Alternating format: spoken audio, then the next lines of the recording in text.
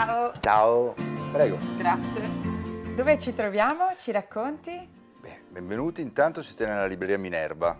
Abbiamo aperto 25 anni fa, da 10 siamo in Via del Santo e questa è una libreria un po' particolare, non è una libreria diciamo tradizionale di libri nuovi, ma è una libreria e galleria d'arte. Abbiamo libri second hand, usati, ma un usato particolare che parte dal 1500, cioè dalla data in cui i libri cominciano a essere pubblicati e editi stampati, con il nuovo meccanismo, quello inventato da Gutenberg dei caratteri mobili a stampa, fino ai giorni nostri, per una parte, e per l'altra parte invece è galleria che ospita lavori relativi a dipinti, disegni e incisioni, sempre dal 500 per le incisioni fino al 900 e dall'800 fino ai giorni nostri per i dipinti. Io ti devo subito fare una domanda che è la classica domanda di interviste imperfette con cui apriamo questa intervista. Qual è il tuo errore imperfezione che ha dato vita a tutto questo e che lo sta alimentando? Ma insomma, più che imperfezioni, veri e propri errori, piccoli o grandi, credo che sia costellata la vita professionale di ogni piccolo, come nel nostro caso, o grande imprenditore, di ogni tipologia di impresa. Noi ne abbiamo commessi e ne commettiamo tutti i giorni di svariati di errori ed è costellato il nostro lavoro di imperfezioni. Ce ne sono alcuni che però, come dire, hanno aperto nuove porte. Uno in particolare che per noi, ma per molti altri nostri colleghi, rappresenta forse uno spartiacque, è quello intorno al 2020, in occasione del Covid, in cui come molti altri anche noi abbiamo dovuto un po' reinventarci, reinventare dei nuovi modi per approcciarci al mercato. C'era stato un lungo, anche molto difficile periodo del Covid, con le chiusure che in Italia sono state più lunghe che altrove, e abbiamo dunque dovuto ripensare a un nuovo modo per non soltanto ricominciare a lavorare, ma cominciare a lavorare in un modo nuovo.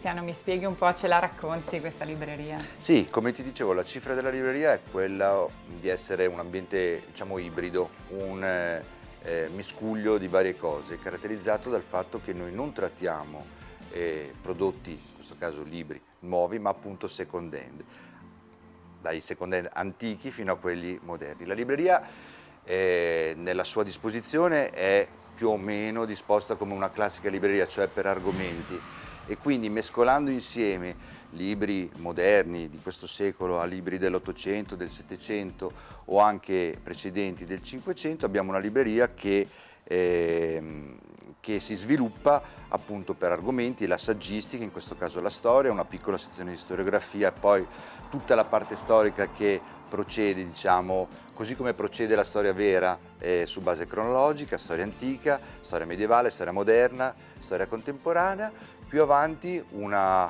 nutrita sezione di storia locale, che è un po' l'argomento con cui 25 anni fa la libreria aveva aperto i battenti, quindi una ricca sezione di storia. Infatti vedo Padova. Ovunque Ovunque c'è Padova. una ricca sezione di storia padovana, ma anche di storia vicentina, bassanese, veronese, trevigiana, una parte sul Veneto in generale, mentre sulla parte destra c'è la sezione relativa alla letteratura, alla narrativa, da quella antica, le cinquecentine, appunto i primi libri stampati a caratteri mobili, fino via via percorrendo i vari scaffali alla letteratura del Novecento, con un piccolo intermezzo dedicato alla poesia e al teatro. Come vedete, insieme ai libri ci sono anche degli oggetti o degli scaffali, delle stampe, perché appunto noi mescoliamo insieme ai libri, poi la libreria procede con la parte dedicata all'arte, è mescolata ad oggetti d'arte che possono essere sculture, oppure stampe antiche e moderne, oppure dipinti. Prego. Poco più avanti inizia l'ultima sezione, la seconda e ultima sezione della libreria, che è quella dedicata all'arte, che per noi è un argomento particolarmente importante perché appunto ospitiamo anche quadri, stampe e disegni. Abbiamo una sezione dedicata all'arte tra 8 e 900, divisa fra cataloghi e monografie, e una sezione abbastanza nutrita di arte invece dedicata dal 4 al 700. Poi la libreria si sviluppa in vari locali e in parti un po' più nascoste ci sono altre diciamo meno praticate ma altrettanto interessanti sezioni, in un caos generale che è un po' la cifra della libreria, esatto. Per cui insieme all'estintore c'è la sezione per esempio di architettura e design, e poi una sezione dedicata ancora alla letteratura del Novecento, a socialismo e stampa militante. La libreria poi ha un proprio sotterraneo. Wow.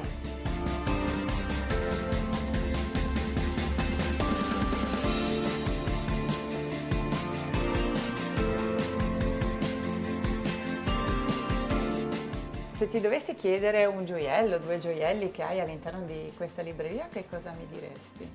Ma io ti direi che prima di tutto in questi 25 anni noi abbiamo provato a lavorare un po' in opposizione all'idea della libreria come gioielleria, cioè di posto dove si trovano soltanto cose veramente particolari e veramente magari molto costose. E abbiamo cercato invece, e tutto sommato un po' ci siamo riusciti, di creare un posto accessibile un po' a tutti, a chi vuole spendere 10 euro e a chi invece vuole spendere cifre o può permettersi di spendere cifre più importanti per un'opera d'arte. Se mi chiedi 2 cose di recente acquisizione piuttosto curiose che abbiamo, io ti potrei mostrare una stampa contemporanea, cioè del Novecento, e un libro antico.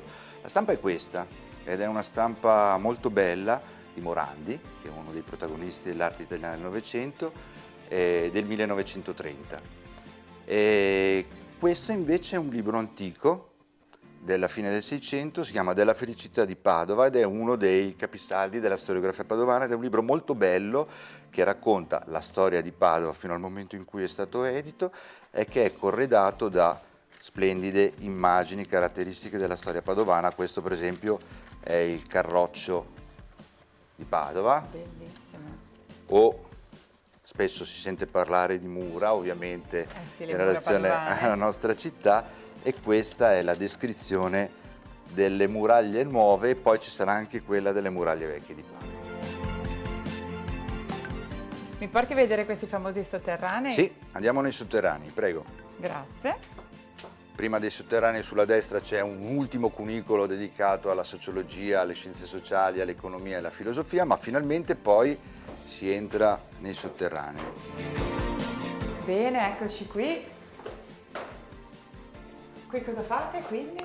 Questi, come ti dicevo, erano i locali in cui si fondeva l'argento nell'antico uso che ne veniva fatto dei locali. Sono i nostri magazzini, ma che noi in grossa parte in realtà abbiamo trasformato in 2 ambienti dedicati alle esposizioni di arte, esposizioni che ospitiamo periodicamente. Vedete un po' di caos, perché proprio in questi giorni, anzi in queste ore, stiamo allestendo una delle mostre per la grande mostra che a Padova si realizzerà questa settimana dedicata all'illustrazione. E quindi 5-6 volte all'anno noi ospitiamo mostre di vari artisti. Non sono 2 grandissimi ambienti, ma sono molto accoglienti. Il secondo in particolare è particolarmente suggestivo.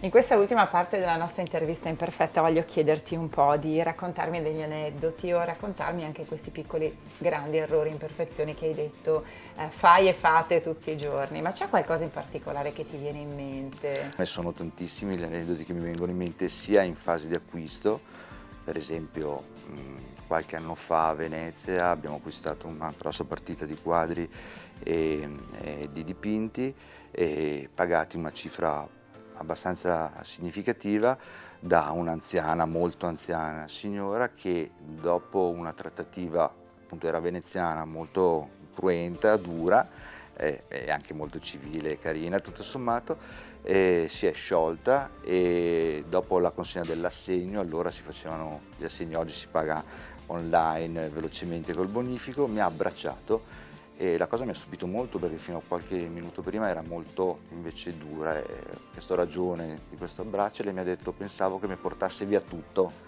e mi desse una botta e mi ha fatto molto sorridere insomma.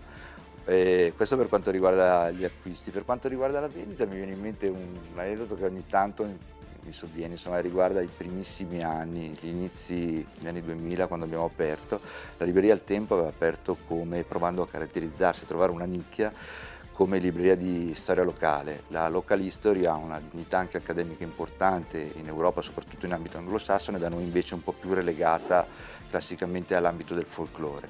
Ed era, se qualcuno di voi, magari non i più giovani si ricordano, quello il periodo anche dei Serenissimi, del tanco, L'assalto dell'assalto, a San Marco. sì, un po' folcloristico e grottesco a San Marco, e vennero dei seguaci di questo gruppo per fare un regalo a uno di loro, che nel frattempo era finito in qualche guaio insomma, giudiziario proprio in seguito a questa vicenda, e avevano scambiato la libreria che si occupava di storia locale per una libreria serenissima, fortemente indipendentista, e tutto era la nostra libreria o i miei personali intendimenti tranne che quello, e volevano quindi che io regalassi in gesto di solidarietà questo libro importante che avevano trovato a uno dei loro seguaci. Allora lì ho dovuto sciogliere l'equivoco e spiegare che ci occupavamo di storia locale ma non eravamo, e ho poi soprattutto dovuto prendere atto che era necessario ampliare il mercato e l'offerta in maniera da non caratterizzare la libreria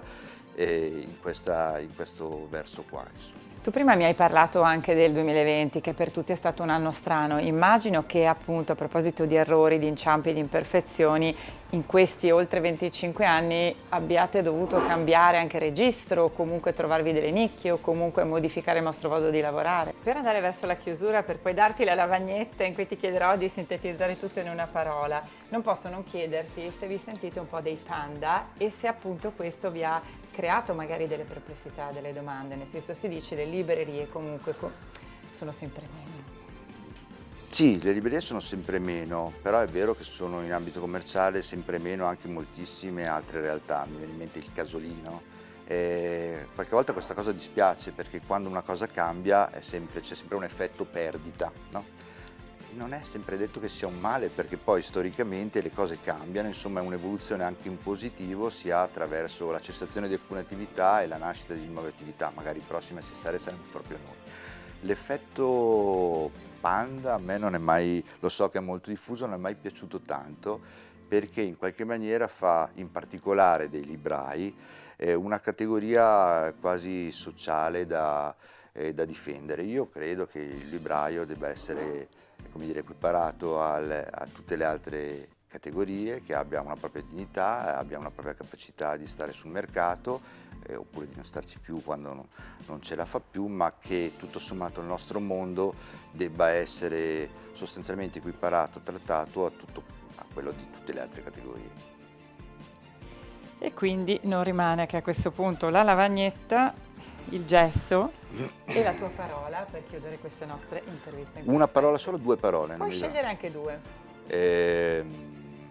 Ma non lo so, è una cosa molto difficile. Io penso che al di là di tutti gli intendimenti, gli sforzi, la buona volontà, la capacità di fare cose bene o di commettere errori, sono un po' fatalista, e quindi non mi attribuisco ovviamente i meriti che non ho, e lo dico perché in questa maniera posso magari non attribuirmi dei demeriti che ho, e quindi la parola che scelgo è fortuna, perché penso che nel nostro lavoro, così come nella nostra vita e nella vita di tutti quanti, la fatalità, la fortuna o la buona sorte sia la cosa che più può determinare e che più dobbiamo augurarci.